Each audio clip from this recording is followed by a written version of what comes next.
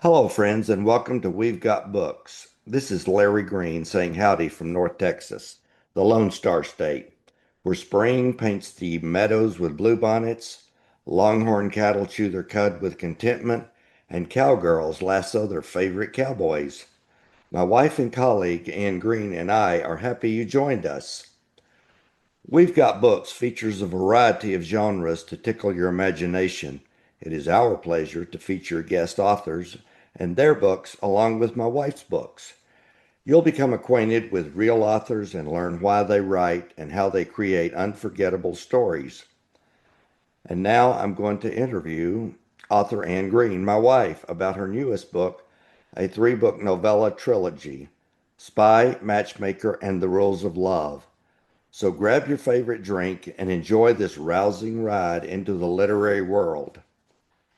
So, Anne, before we delve into the nitty-gritty of your latest book, tell our listeners a little about yourself. Thank you, Larry. Well, I'm coming to you today from McKinney, Texas. I love this friendliest of all states.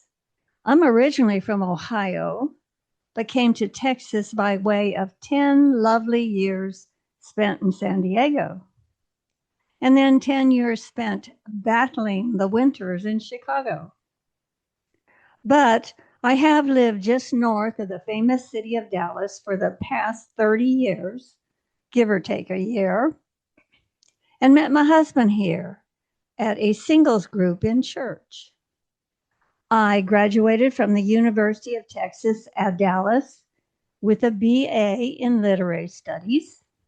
Larry and I have one grown daughter and three grown sons. And that's the very short version. My story is much more complicated than we have time for right now. I know just how complicated your story is. You should write a memoir. So, Anne, when you're not writing those award-winning books, what do you enjoy doing? My life is very full. Besides spending 8 or so hours at the computer inside my exciting story world, I try to exercise 3 or 4 times a week at our fitness club. Then I love spending time with our children and grandchildren. I sing in our church choir, and I love to travel. Dear husband and I have traveled to more than 40 different countries, plus every state in the U.S. Yep, we Texans try to vacation in a cooler country or state during July and August, or go from air-conditioned home to air-conditioned car if we can't get away. We have beautiful springs, falls, and usually winters, but summers are brutal. I know our listeners can find loads of pictures of our travels on your website, annegreeneauthor.com. That's ANNEGREENEAUTHOR.com. I highly recommend a visit. So, about your writing, Anne, did you always know that you wanted to be an author? Oh, yes. I've always written stories in my head, and I had an overriding desire to show my dad that I could actually be a fine writer and could be published. How long have you been writing? I began my first book when my children were in elementary school. I submitted the first 3 chapters of Trail of Tears to Moody Publishing, and they asked if I could have the book completed in 9 months. Since I'd never written a book before, I had no clue, but told the editor at Moody that, yes, I could. And I did. And that first book was a great success. Trail of Tears was the first book I wrote, it's all published. And now, today, years later, Trail of Tears is in a new, reissued form. Trail of Tears, the story of John Ross, is available on Amazon. And For Such a Time, the story of Jarrett Ross, the sequel, is also available on Amazon. As your final proofreader, I've read all 40 of your books and have to admit, I love them all. Thank you so much. And even more, thank you for all your work. and doing my final read through on all my books. But today we're discussing a different book, your 41st, I think. The book is Spy, Matchmaker, and the Rules of Love. I must say that's an intriguing title, and the cover is compelling. There are three historical novellas in one book. Let's start with the first novella, A Rebel Spy. Perfect. I'll read the back cover copy. A Rebel Spy. During the Civil War, both sides used spies, but only the South had a woman spy. Danger-loving Sophie Garrett flirts her way through the Union lines and gains vital information for General Stonewall Jackson. When she's caught, Yankee Major Brett Bartell puts his own life on the line to protect Sophie from prison and death. What secret does the Major keep from the spy? Can love based on secrets survive?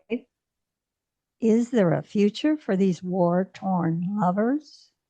That's right up my alley. I'm a Civil War buff, yet I learned some things reading your book that I never knew.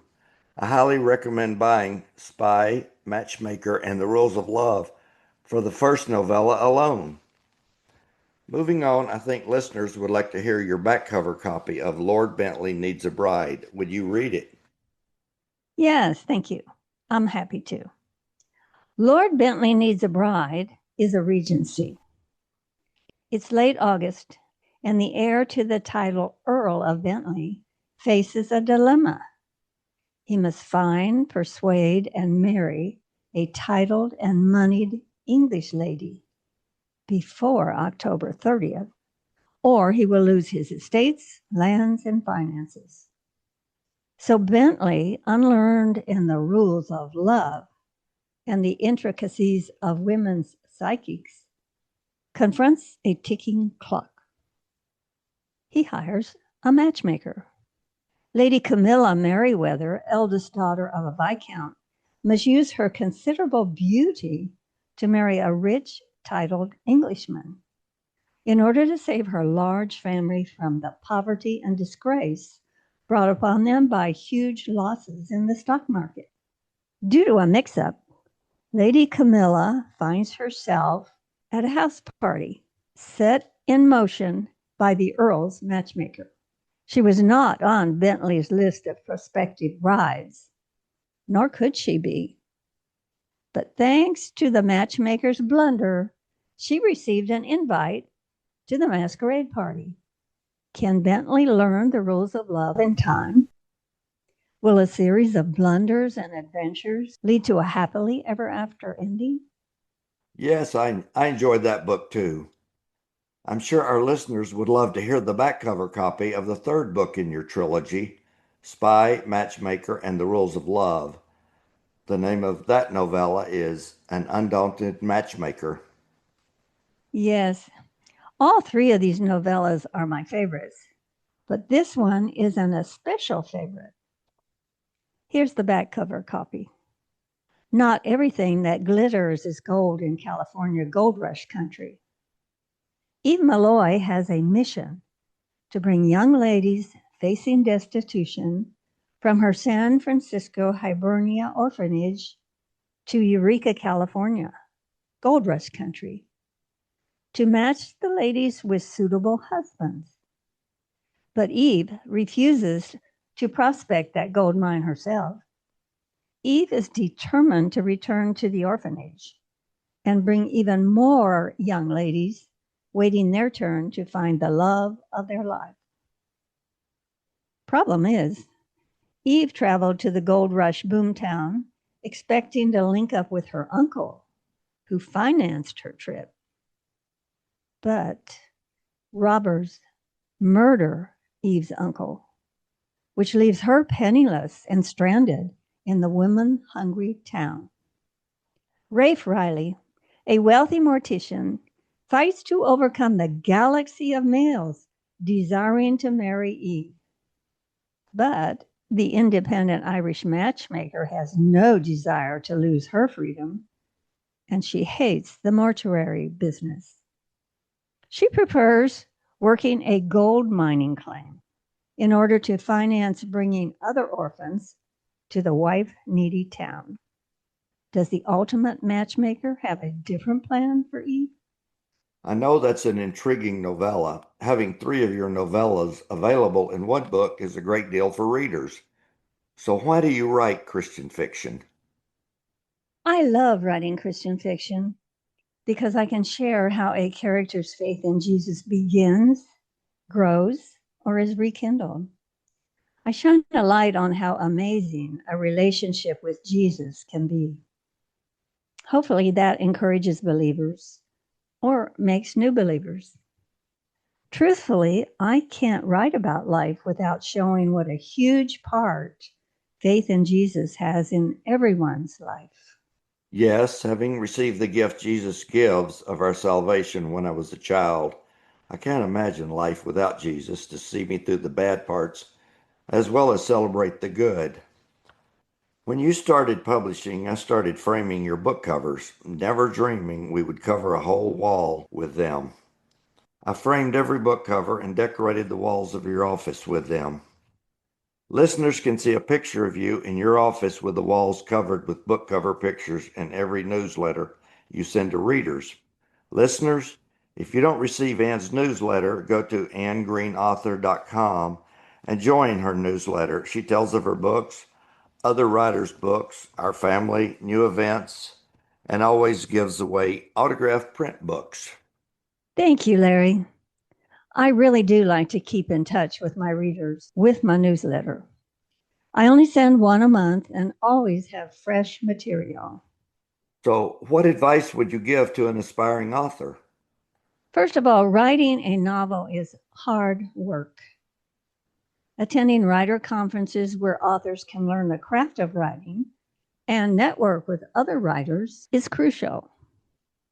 Nowadays, many conferences are online, which helps with cost. Also, find friends who are writers. So I suggest you join organizations like American Christian Fiction Writers. It's imperative also to build a critique group to search out any problems your book might have and to give encouragement along the journey.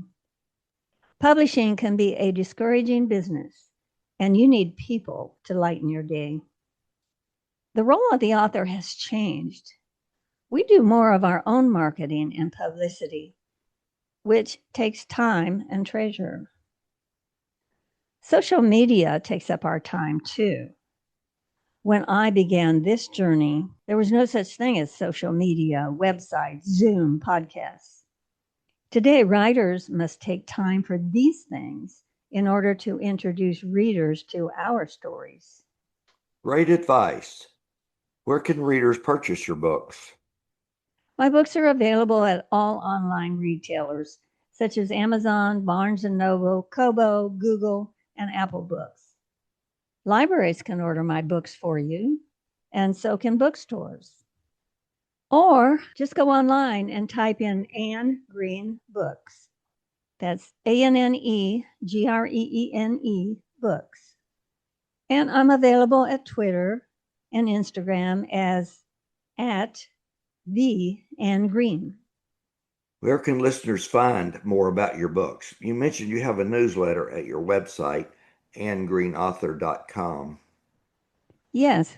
And on my website, annegreenauthor.com, listeners will find pictures of my books, pictures of my travels, pictures of my husband's military, pictures of my art, my blog, and definitely have a place to sign up for my newsletter.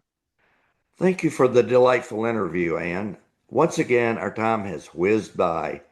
Listeners, we hope you've enjoyed your time with us as much as we've enjoyed having you.